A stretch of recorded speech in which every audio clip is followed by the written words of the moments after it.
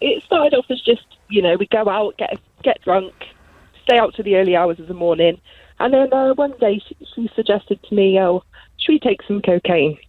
So being me, I just thought, okay, why not? Never done it before. I'll give it a whirl. How old were you at that point, anyway, Georgia? 20 at that point. 20, yeah. I'd smoked a little bit of weed previously before that, but I'd never done any sort of Class A drugs or anything like that. It was all new to me. So anyway, the first time, I had the time of our life. It was absolutely great.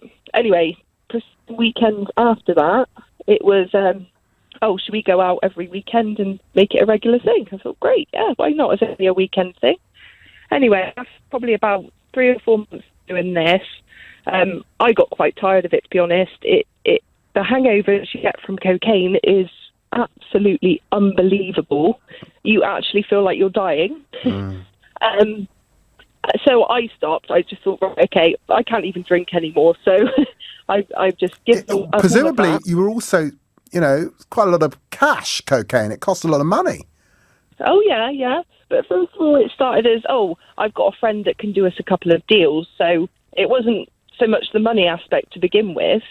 Yeah. But if you sort of, a normal night out, say in Bristol town, you're spending about £100 anyway.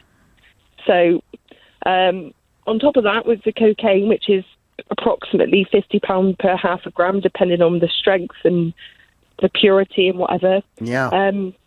So your night out could potentially cost you about £200.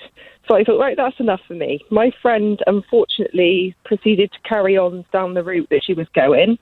It then became not just a weekend thing, but a daily occurrence that she'd take cocaine. This girl is a very, very sensible, family-orientated, absolute professional in what she does, but she's hooked. She's absolutely hooked on it.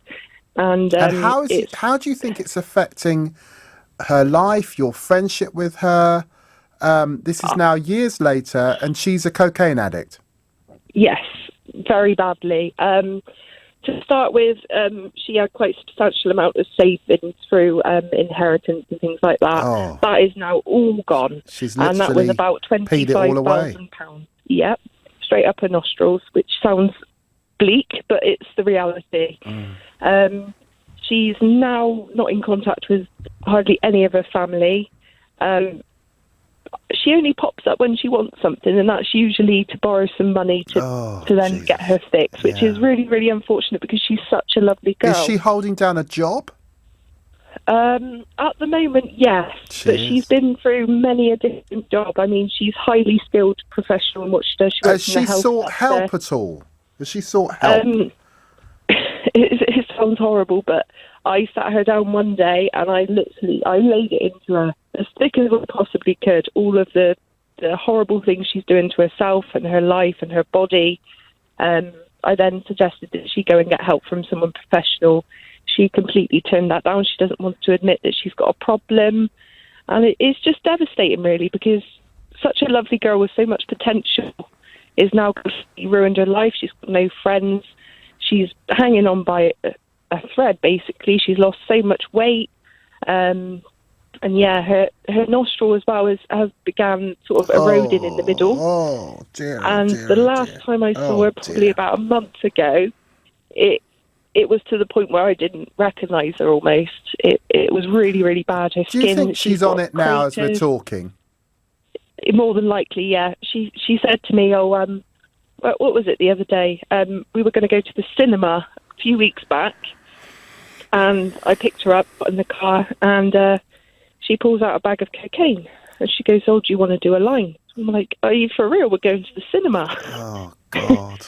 But she carries on. She desperately needs help. I mean, it's got to the point where I a couple of years ago I had to actually have a chat with her mother to see if that would sort of.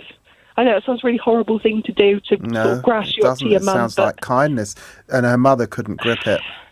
No, she understood in a sort of way that she needed to do something proactive to help her daughter, but she didn't. She sort of washed her hands with it because she stole a lot of money off her mum, and it's just sort of like a broken relationship, and I think she's just had enough.